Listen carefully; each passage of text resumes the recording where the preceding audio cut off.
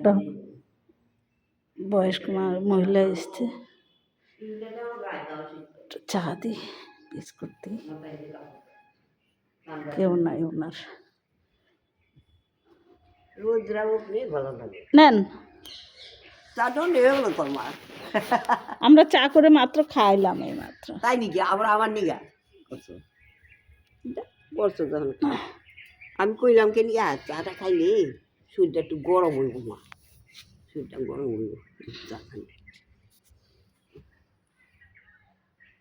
তোর কাছে আপনা বিলাই তো মায়ের মতন দেখি তো। চাদর টাদর গায়ে দিতে পারেন না?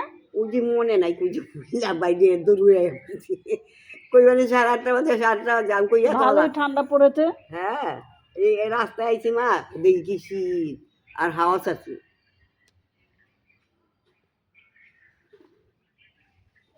খান, একটু গরম হয়ে গেছে, একটু রইলে দিলেই না।